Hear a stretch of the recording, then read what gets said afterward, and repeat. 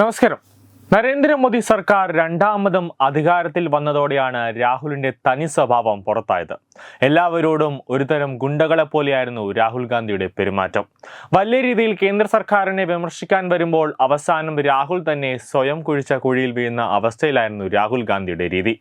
അങ്ങനെ വലിയ വാദങ്ങളിൽ പെടുകയും അവസാനം രാഹുൽ ഗാന്ധിയുടെ പേരിൽ മാനനഷ്ടത്തിന്റെ കേസുകളൊക്കെ വരികയും ചെയ്തതോടെയാണ് രാജ്യത്ത് ബംഗ്ലാദേശ് മോഡൽ സൃഷ്ടിക്കാൻ രാഹുൽ ഗാന്ധി ഇന്ത്യ വിരുദ്ധരുമായിട്ട് കൈകോർത്തതും അതോടൊപ്പം തന്നെ അമേരിക്കയിൽ അടിക്കടി സന്ദർശനം നടത്തുകയും ഒക്കെ ചെയ്തത്.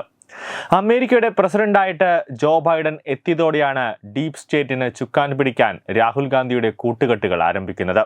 ജോ ബൈഡൻ അമേരിക്കയുടെ തലവനായതോടെ രാഹുൽ ഗാന്ധിയുടെ വിദേശയാത്രയുടെ എണ്ണം കൂടി. വർഷത്തിൽ പകുതി മാസവും രാഹുൽ ഗാന്ധി വിദേശത്താണെന്ന് SPG തന്നെ കേന്ദ്ര ആഭ്യന്തര മന്ത്രാലയത്തിന് റിപ്പോർട്ട് നൽകിയിരുന്നു. അതോടെ ജോ ബൈഡനും ജോർജ് സോറസും കൂടെ ചേർന്ന് നരേന്ദ്രമോദി സർക്കാരിനെ അട്ടിമറിക്കാൻ രാഹുൽ ഗാന്ധി ഒരു നീക്കം നടത്തി. അതിൽ ജോർജ് സോറസിന്റെ നിർദ്ദേശപ്രകാരം NGO സംഘടനകൾ അങ്ങനെയാണ് ഭാരത് ജോഡോ യാത്രയ്ക്ക് പദ്ധതി നടത്തുകയും കൂടാതെ എല്ലാവർക്കും വെള്ള നിറത്തിലുള്ള ടീഷർട്ട് അടക്കം നൽകുകയും ചെയ്തത്.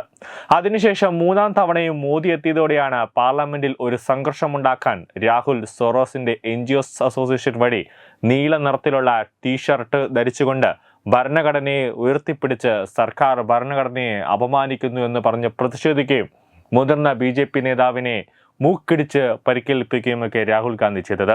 നിലവിൽ അമേരിക്കൻ സന്ദർശനത്തിന് ശേഷമാണ് ഇന്ത്യയിൽ തെരഞ്ഞെടുപ്പ് കാര്യങ്ങളിൽ അമേരിക്ക ഇടപെടുന്നതിൻ്റെയും കൂടാതെ മോദി സർക്കാരിനെ അട്ടിമറിക്കാൻ 21 മില്യൺ ഇറക്കി ജോ ബൈഡനും ഡീപ് സ്റ്റേറ്റ് തലവൻ ജോ സോറസും അടക്കം കളിച്ചതിൻ്റെ ഓരോ കളികളും പുറത്തായത്.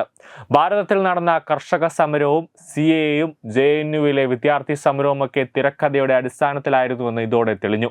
ഇതോടെ ബൈഡന്റെ കാലത്ത് അമേരിക്കയിൽ നിന്നും ആരൊക്കെ പണം കൈപ്പറ്റി, ഏതൊക്കെ മാധ്യമങ്ങൾ പണം കൈപ്പറ്റി എന്നതിനെ അറിയേണ്ടിയിരിക്കുന്നു. അതിനെല്ലാം വ്യക്തമായ ഒരു NIA അന്വേഷണം കേന്ദ്രം ഉത്തരവിട്ട് കഴിഞ്ഞു. നിലവിൽ പ്രമുഖ ഇംഗ്ലീഷ് ദിനപത്രമായ ഇന്ത്യൻ എക്സ്പ്രസ് ജോ സോറസിൽ നിന്നും പണം കൈപ്പറ്റി രാജ്യവിരുദ്ധ ലേഖനങ്ങൾ പ്രസിദ്ധീകരിച്ചതായി വെളിപ്പെടുത്തൽ വന്നു കഴിഞ്ഞു.